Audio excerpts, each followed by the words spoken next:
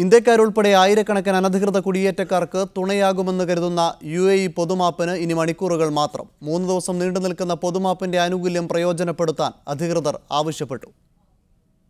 അനധികൃത കുടിയേറ്റക്കാർക്ക് രാജ്യം വിട്ടുപോകാനോ അതല്ലെങ്കിൽ താമസം നിയമവിധേയമാക്കാനോ ഉള്ള അപൂർവ അവസരമാണ് പൊതുമാപ്പിലൂടെ കൈവന്നിരിക്കുന്നത്.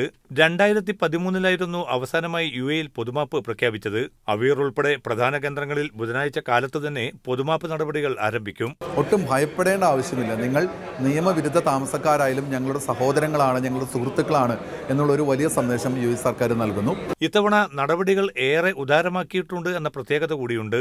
UAE നിയമവിരുദ്ധമായി ജീവിക്കുന്നവർക്ക് പുറമെ പ്രവേശന വിലക്കോടെ രാജ്യം വിട്ടവർക്കും തിരിച്ചുവരവിന് സൗകര്യമൊരുക്കുന്നു എന്നതാണ് ഇത്തവണത്തെ പ്രത്യേകത.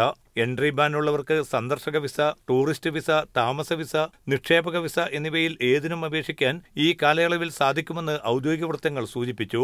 എന്നാൽ ഏതെങ്കിലും കോടതികളിൽ ഇവർക്കെതിരെ കേസുണ്ടെങ്കിൽ അത് സാധ്യമാകില്ല. മയക്കുമരുന്ന്, മനുഷ്യക്കടത്ത്, അക്രമം തുടങ്ങിയ കേസുകളിൽ ശിക്ഷ അനുഭവിച്ചവർക്ക് ഈ ആനുകൂല്യം ലഭ്യമായിരിക്കില്ല. എന്നാൽ ചെറുകുറ്റങ്ങളിൽ ശിക്ഷ അനുഭവിച്ചവർക്ക് അപേക്ഷിക്കാൻ സാധിക്കും. ഓരോ കേസുകളും പ്രത്യേകമായി പരിഗണിച്ചാണ് തീരുമാനമെടുക്കുകയെന്നും അധികൃതർ വ്യക്തമാക്കി. Media 1 Dubai.